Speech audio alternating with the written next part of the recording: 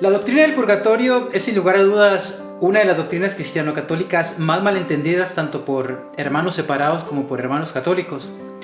Tal es el caso del siguiente video que vamos a analizar, donde un pastor protestante asegura que la Biblia derriba completamente la doctrina del purgatorio.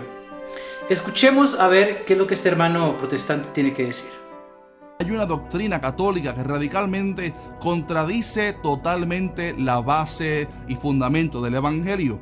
Me refiero a la enseñanza del purgatorio. La Iglesia Católica enseña en el Catecismo número 1030 o 1030 de la siguiente manera: los que mueren en la gracia y en la amistad de Dios, pero imperfectamente purificados, aunque están seguros de su eterna salvación, sufren después de su muerte una purificación, oiga esto, a fin de obtener la santidad necesaria para entrar en la alegría del cielo. Esta es la base doctrinal para esa enseñanza católica. Pero hay un gran problema ahí, es que dice que las personas salvas, aunque tienen a Jesús en sus corazones, son todavía impuros e imperfectos y que por lo tanto necesitan después de la muerte obtener una santificación final para entrar en el cielo. Pero la Biblia enseña que Jesús con una sola ofrenda hizo perfectos para siempre a los santificados. Solamente este versículo derriba la doctrina del purgatorio totalmente. El primer texto que se cita para derribar supuestamente la doctrina del purgatorio es Hebreos 10:14.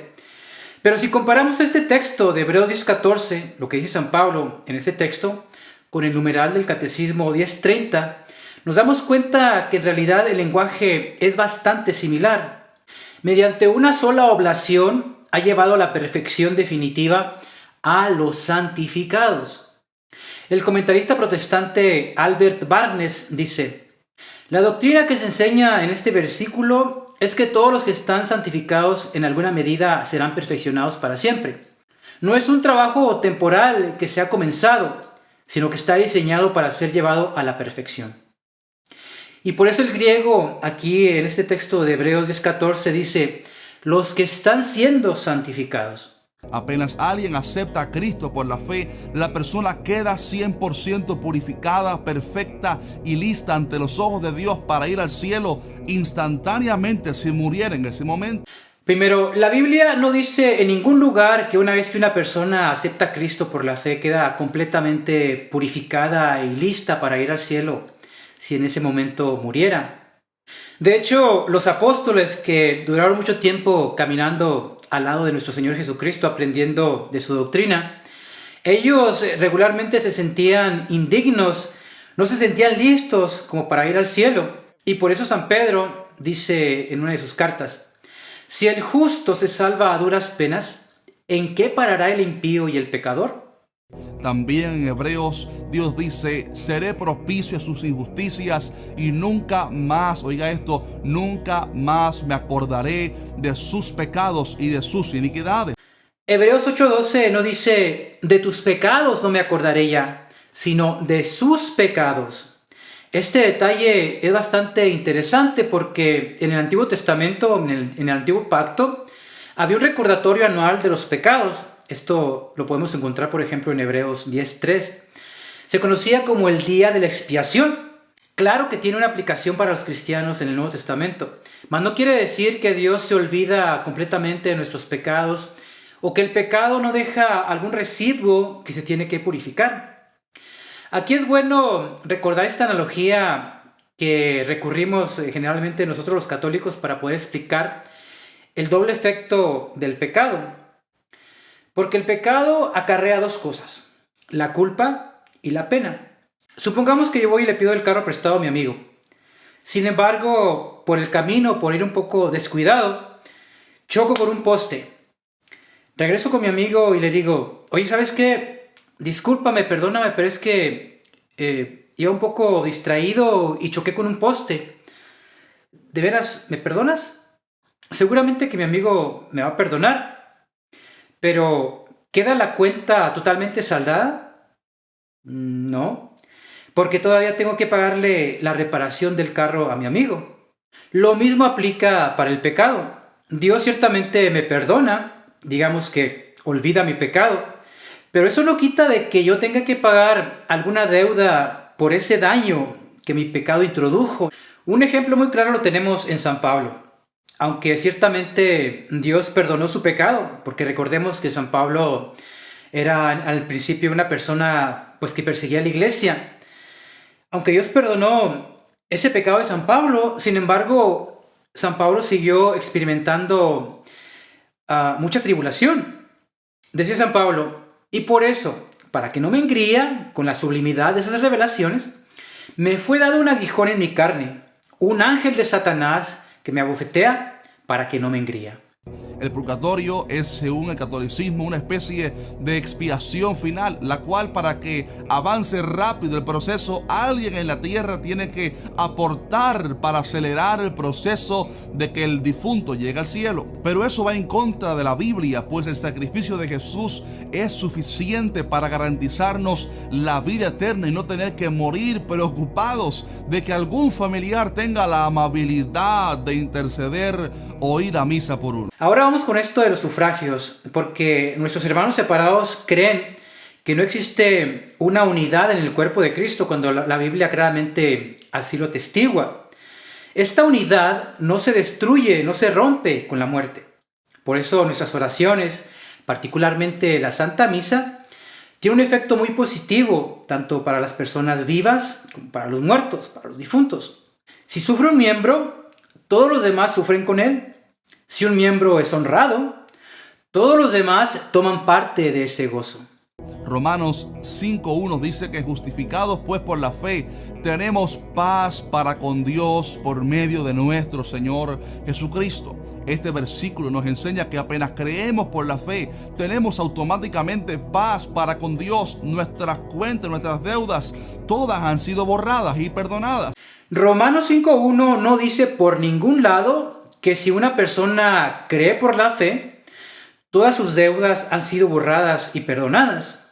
Romanos 5:1 habla de gloriarnos en la esperanza de la gloria de Dios.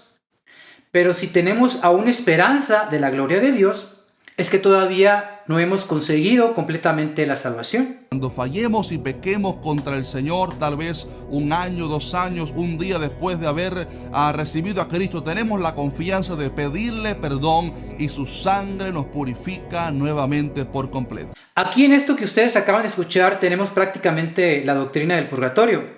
¿Por qué? Porque si la sangre de Cristo tiene el poder para purificarme hoy y luego mañana o una semana después o hasta un año o 2 años después, entonces también podría purificarme dentro de unos 15 años o 20 años, digamos. O por qué no, después de la muerte. Cabe además decir que esto contradice de lleno lo que decía este hermano separado, de que si una persona acepta a Cristo por la fe, con eso basta para que esa persona quede totalmente limpia y purificada para ir al cielo. Una vez la persona muere, nada más pueden hacer los familiares aquí en la tierra para cambiar o alterar su destino eterno. ¿La oración por los difuntos podría contribuir en algo positivo para una persona que ha muerto? El famoso teólogo protestante R.C. Sproul escribe lo siguiente: entonces, ¿la oración cambia la mente de Dios? No. ¿Pero la oración cambia las cosas? Sí, por supuesto.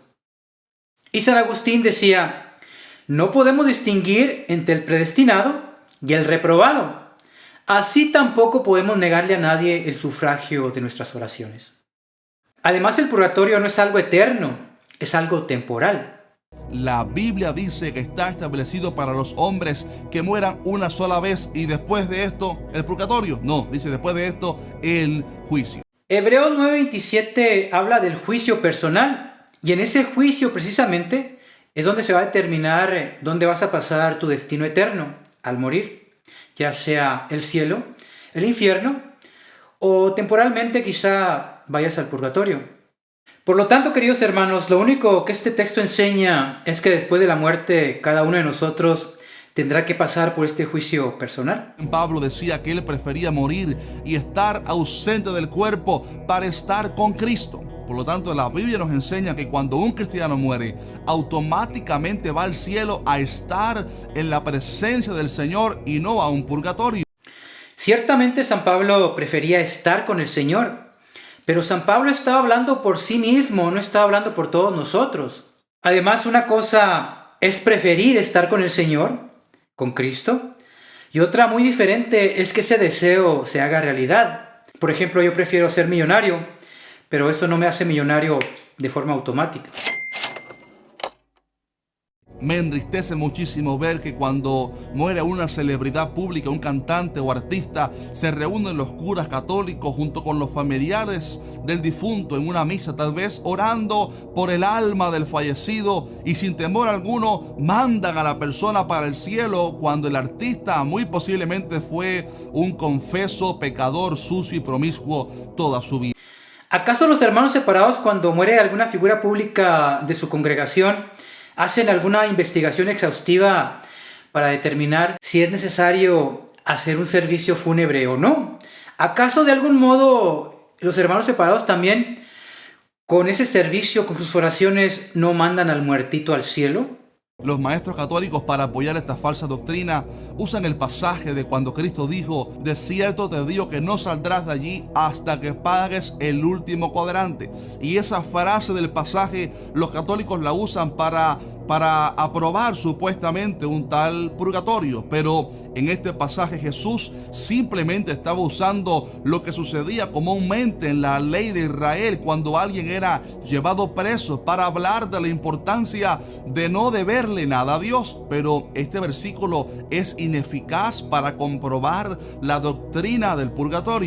Precisamente porque este texto habla de la importancia de no deberle nada a Dios, habla de la doctrina del purgatorio.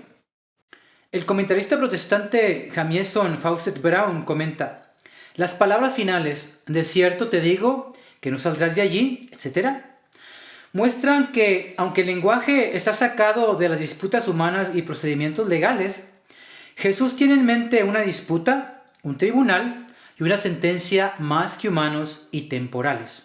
Amigo católico, por favor, no bases tu fe en el catecismo de la Iglesia Católica. Mejor lee la Biblia diariamente, porque ella sí es la verdad absoluta. Lee la Biblia solamente, como si el catecismo y la Biblia estuvieran en contraposición la una con la otra, como si los católicos tuviéramos al catecismo por encima de la Escritura. Además, el problema no es saber si la Biblia es la verdad absoluta o no. El problema es si tu forma de interpretar la Biblia es la más correcta. La Biblia dice que entre tanto que se dice hoy, no endurezcamos el corazón al escuchar su voz. La oportunidad para salvarte es aquí y ahora. La puerta de la salvación está abierta para ti si aceptas a Jesús en tu corazón y abres ese corazón lindo para que Él te transforme con su poder. La salvación no está aquí. La salvación está en el cielo. Pero si la salvación está aquí de alguna forma, entonces el purgatorio también está aquí. Dice San Juan: y todo aquel que tiene esta esperanza en él, o sea, todos los cristianos, se purifica a sí mismo, así como él es puro. Primera de Juan 3:3. Eso es todo lo que tengo para ti en este video. Espero que te haya servido, que te haya beneficiado. Y si crees que esta información pudiera ser de beneficio para otra persona, te pediría por favor que compartas este video. Y si tienes comentarios, si tienes dudas, sugerencias o incluso críticas, recuerda que las puedes dejar abajo en la zona de los comentarios. También te invito a que visites mi sitio web, jorgeramirez.org. Ahí vas a encontrar diferente material relacionado con esto de la defensa de la fe. Y sin más, espero verte pronto en el próximo video. Hasta luego.